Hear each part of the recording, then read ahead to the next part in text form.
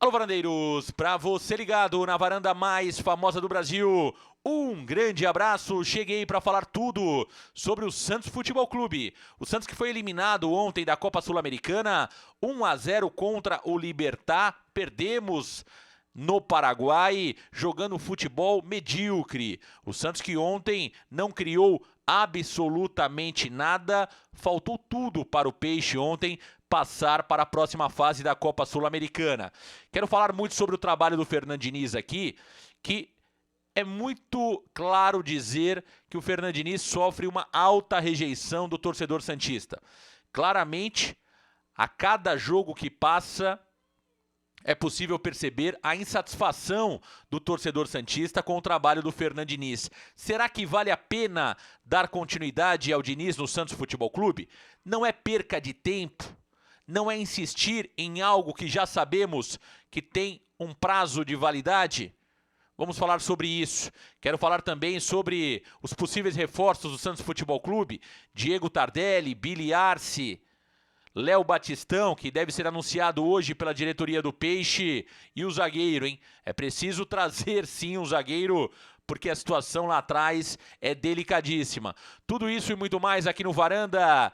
Deixa seu like e se inscreva no canal. Meus amigos varandeiros, uma quinta-feira triste para o torcedor santista. Perdemos ontem no Paraguai, jogando um futebol irreconhecível. Não sei se é tão irreconhecível assim, porque se olharmos as últimas partidas do Santos Futebol Clube, já víamos sinais que o Santos realmente estava apático, que o time do Santos não criava absolutamente nada no meio-campo, apresentava pequenas melhoras, mas muito pouco para um time que precisa sonhar alto. Para um time que pensa em chegar numa semifinal de Copa Sul-Americana, precisava jogar muito mais do que vinha jogando. E ontem o Santos repetiu a apatia, repetiu a falta de garra, a falta de brio, a falta de protagonismo dos seus jogadores. Em 90 minutos, 4 finalizações apenas ao gol do Martin Silva. 2 foram ao gol. Uma bola cabeceada pelo Marcos Leonardo na trave no segundo tempo e uma bola quase que recuada de cabeça pelo Lucas Braga ao goleiro paraguaio. Muito pouco para um Santos que pensa em algo mais. Muito pouco para um Santos que pensa em ganhar alguma coisa em 2021.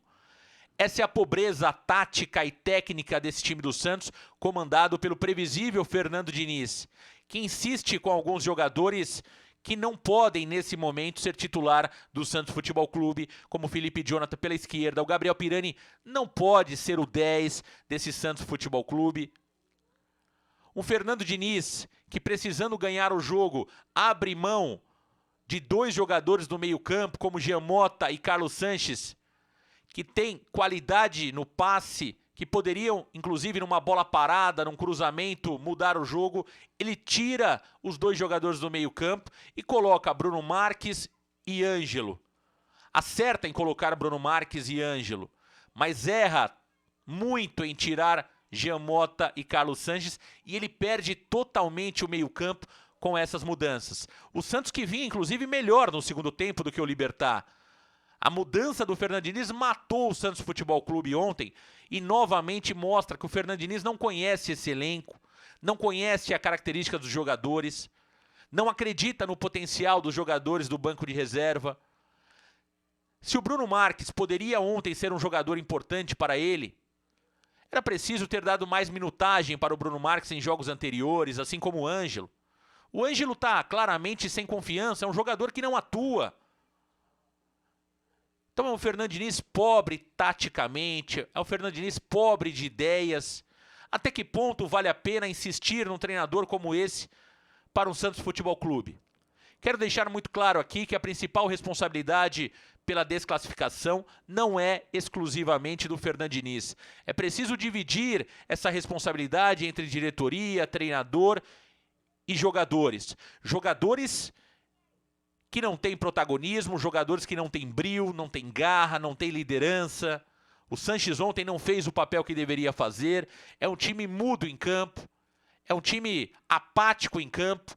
Esse é o retrato de um Santos Futebol Clube que agora precisa sim priorizar o Campeonato Brasileiro e a manutenção na primeira divisão do Campeonato Brasileiro.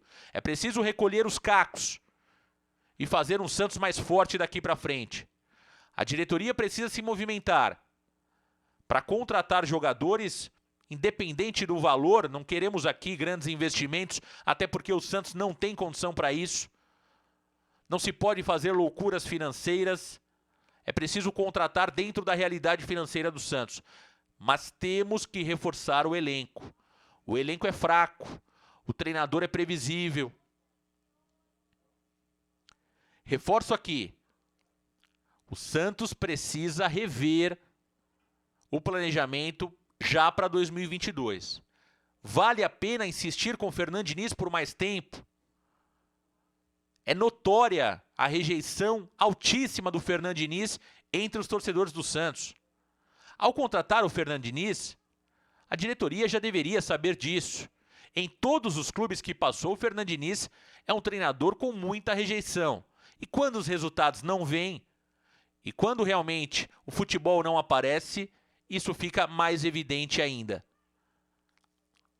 Na minha opinião, o Fernando Diniz não pode ser o treinador do Santos para 2022. Esse ano é muito difícil cobrar resultados esportivos do Santos Futebol Clube por todas as mudanças que houveram, pela falha claríssima de planejamento que houve no futebol, ao perder os principais jogadores e não repor nas posições que nós perdemos.